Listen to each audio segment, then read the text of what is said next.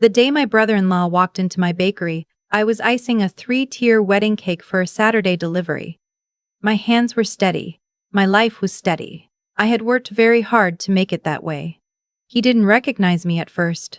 That actually tells you everything you need to know about the kind of family I married into. Let me back up, because none of this makes sense unless you know where I started. My name is not important. What matters is that 9 years ago I was 26 years old, 7 months pregnant, and standing outside my mother-in-law's house with 2 garbage bags of clothes and a Ziploc bag of prenatal vitamins. My husband, the man I had been with since I was 22, the man whose family I had cooked Christmas dinner for, cleaned up after, driven to doctor's appointments, smiled at through 5 years of slow cruelty, had just told me he wanted a divorce. Not privately. Not gently, in front of his mother, his sister's husband, and his grandmother, who had flown in from Savannah for what I was told was a family dinner. It was not a family dinner. It was an ambush. My mother-in-law. I will call her what she always made me call her, which was Mrs. Aldridge, never anything warmer than that, not even after 5 years of marriage, sat at the head of the table with her hands folded and her face completely calm, like she had practiced this. Like she had been waiting for it. My husband said the marriage wasn't working. His sister nodded. Her husband looked at the wall. My mother-in-law said very quietly, "We think it's best if you take some time to figure out your next steps." We. That word. Like they had all met beforehand and voted. I was 7 months pregnant. My next steps were supposed to be the nursery I had already painted. The crib that was still in a box in the second bedroom. The name we had picked out together on a road trip to Nashville the previous spring. I didn't cry at the table. I want to say that clearly because I am proud of it. I asked very calmly where I was supposed to go. My mother-in-law said she assumed I had family. I did not. My parents had both passed, my father when I was 19, my mother 2 years after, and I was an only child. My husband knew this. He had held my hand at both funerals. He had given a eulogy at my mother's service that made everyone in the room cry. I stood up, thanked no one, and went upstairs to pack. That night, I stayed in a motel 30 minutes from the house. The kind with a parking lot light that buzzes all night. I lay on top of the covers because I didn't want to think about the sheets, and I put my hand on my stomach, and I made a promise to whoever was in there. I said, "I will figure this out. I don't know how yet, but I will figure it out." The divorce proceeding started before my daughter was born. My husband's family had a lawyer already retained, like they had been planning this for months, maybe longer. I had nothing. I applied for legal aid. I got a woman named Patricia who was overworked and underfunded and doing her best, and I will be grateful to her for the rest of my life because she fought harder than anyone who is getting paid. Almost nothing has any obligation to fight. My daughter Zoe was born on a Tuesday in November. I was alone in the delivery room. A nurse named. I still remember this. A nurse named Donna held my hand during the worst of it and told me I was doing great, and when Zoe finally arrived and started screaming her small, furious scream, Donna cried a little too. My husband did not come to the hospital. He sent flowers. An arrangement with a card that said, "Congratulations," and his name printed, not signed, like a corporate gift. I stayed with Donna's cousin for the first 2 months. This is the part I don't talk about often because it doesn't fit neatly into any story people want to hear.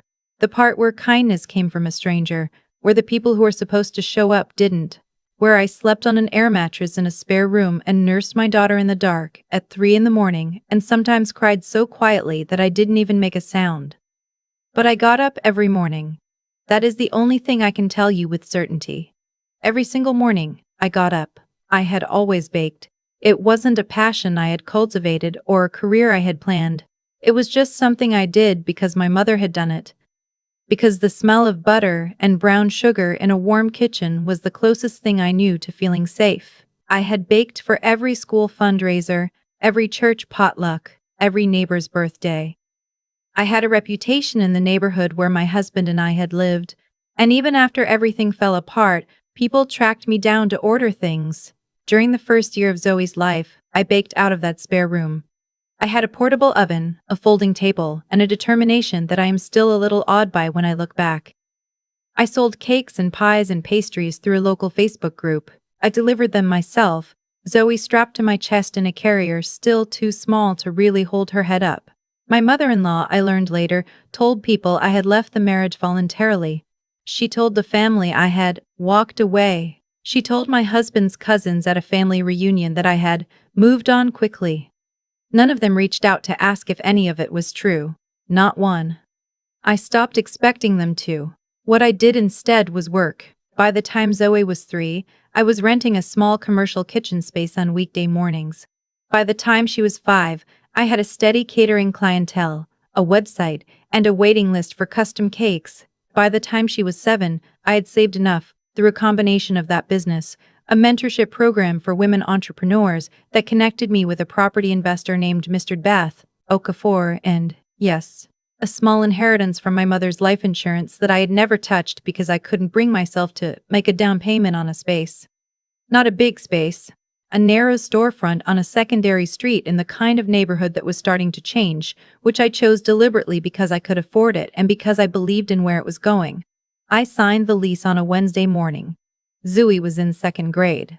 I picked her up that afternoon and took her to see it. This empty storefront with paint peeling off the baseboards and a broken ceiling tile in the back corner. And she stood in the middle of the empty room and spun around with her arms out. She said, "Is this ours?" I said, "This is ours." We ate celebratory sandwiches on the floor. The bakery opened 14 months later, after renovations I did partly myself on weekends and evenings. I named it after nothing meaningful to anyone else. Just a name I liked, clean and simple. I hired 2 part-time staff. I learned, slowly and sometimes painfully, how to run a business, payroll, licensing, vendor negotiations, health inspections, the particular art of dealing with a difficult customer without losing your composure or your reputation. I was good at it, not because I was naturally suited to business, but because I had spent years in a family that required me to manage conflict quietly, to absorb discomfort without showing it, to stay calm when the people around me were not. That skill set, as it turns out, transfers. Within 2 years, the bakery was doing well enough that I started looking at the building itself.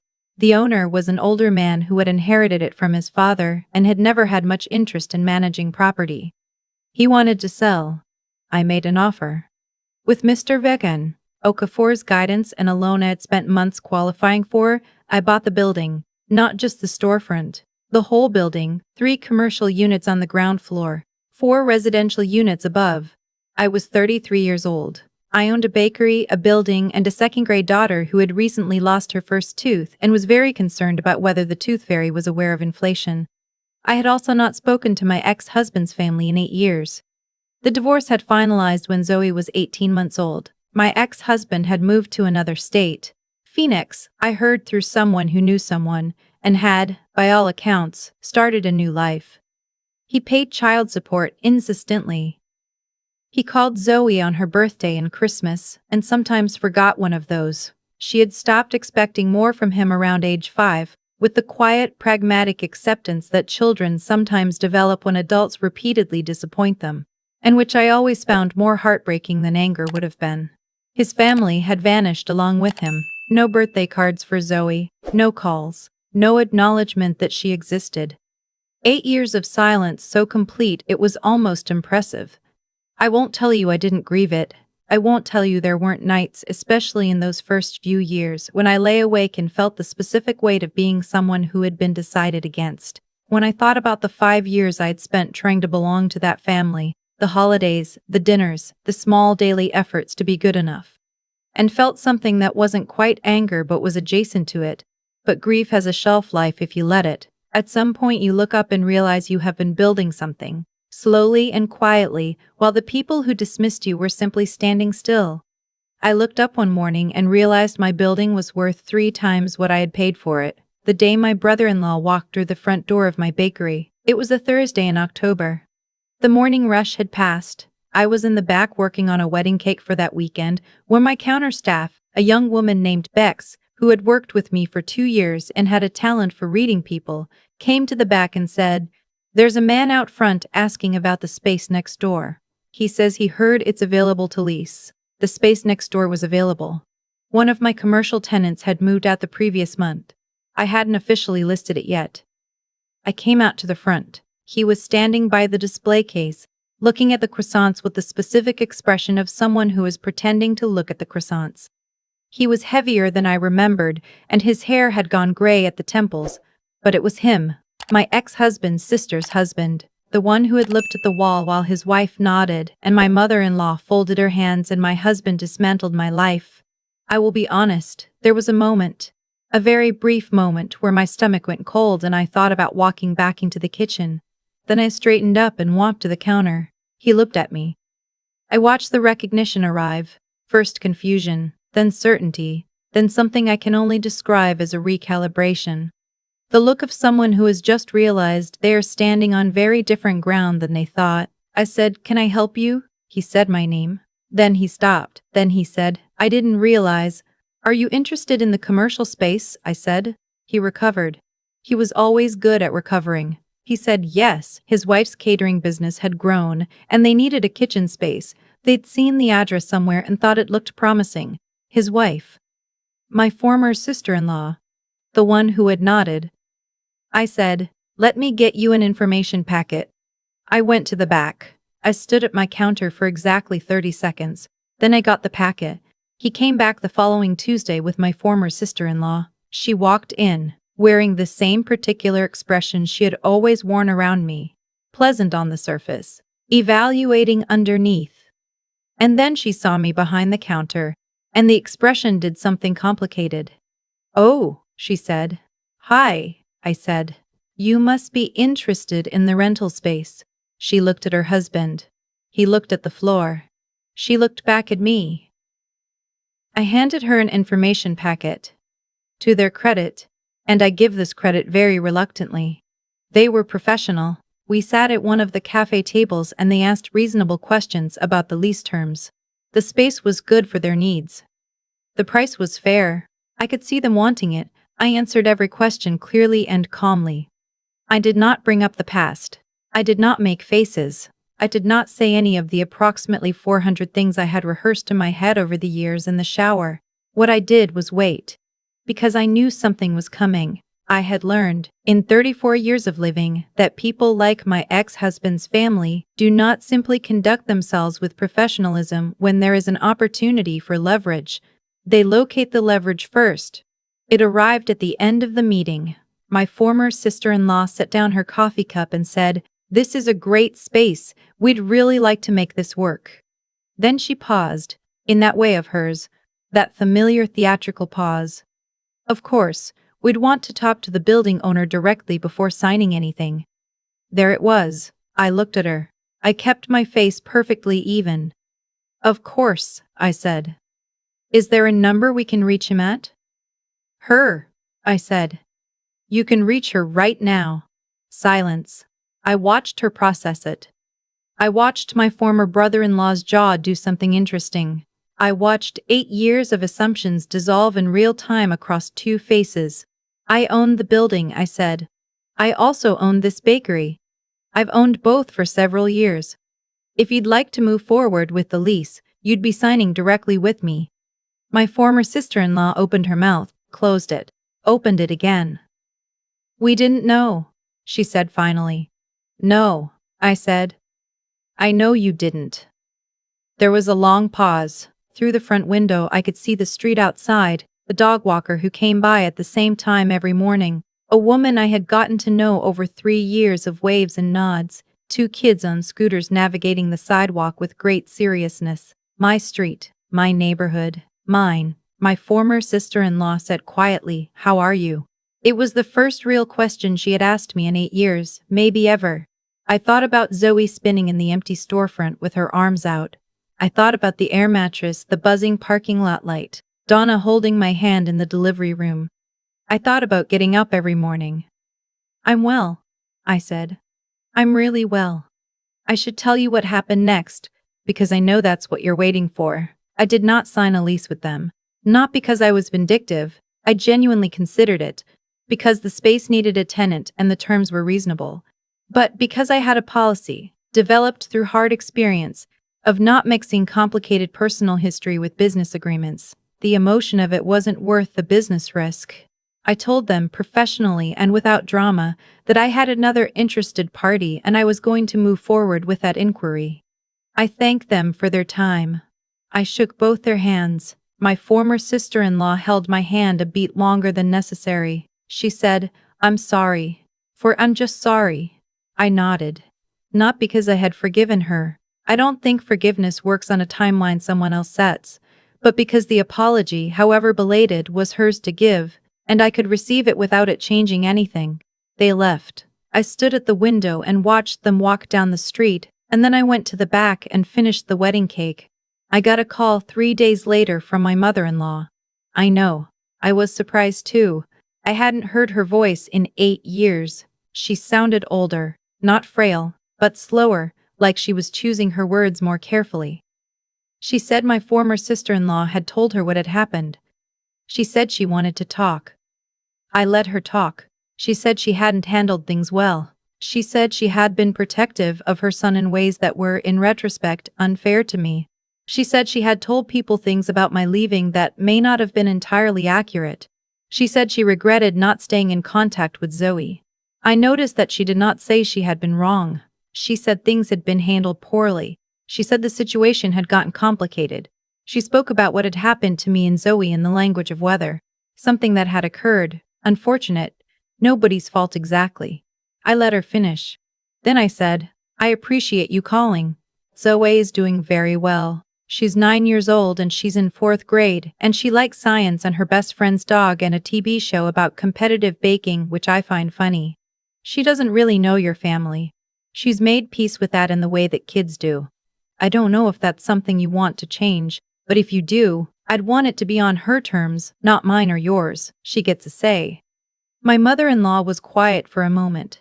Then she said, "She sounds like a wonderful child." "She is," I said. "She got it from me." I was not being unkind when I said that.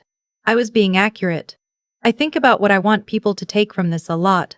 Not because I see myself as someone with a lesson to deliver. I'm not. I'm a person who got knocked down extremely hard when I was 26 and pregnant and alone, and who spent 9 years getting back up.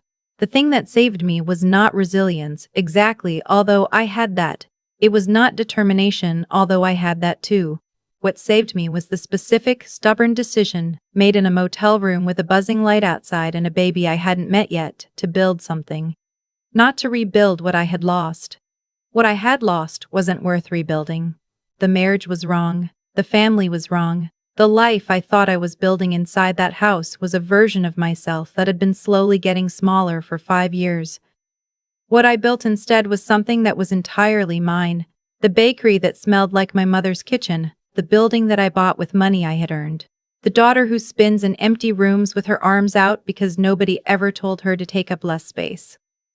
When my brother-in-law walked through that door and didn't recognize me at first, I want to be very honest about how that felt. It did not feel triumphant. It felt, I don't know exactly. It felt like confirmation of something I had suspected for years, that the people who had dismissed me had never really seen me clearly. They had seen a version of me that they had constructed for their own convenience, an extension of my husband, a disruption to their family, an inconvenience to be removed. They had never seen who I actually was, which meant they had never actually lost me. They had lost a placeholder, the real version of me, the one who owns buildings and makes wedding cakes and picks her daughter up from school and sings loudly in the car and cried at the finish line of a 5K she was barely trained for. That person they never knew to miss. That's their loss. Genuinely. And mine is a bakery, on a good street in a good neighborhood, a building that earns more every year. And a 9-year-old who asked me recently, completely out of nowhere, "Mom, did you always know things were going to be okay?" I told her the truth. I said no. I said there were nights I had no idea. I said I just kept getting up. She thought about that for a second. Then she said, "That's what I do too." I believe her. I've thought a lot about what actually happened that Thursday in October. Not the surface of it, not the look on my brother-in-law's face when he realized, not the pause before my sister-in-law said, "We didn't know." I mean, what was underneath all of it? The mechanism. Here's what I keep coming back to. The choices people make don't disappear.